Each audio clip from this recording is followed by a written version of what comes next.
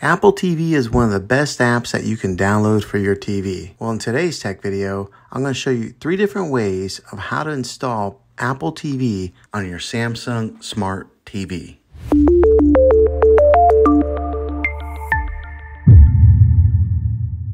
It can be really frustrating if you want to watch some of the great content that is on Apple TV and you find that your TV is unable to download it. If your TV is an older model of Smart TV, then it could prevent you from downloading this app.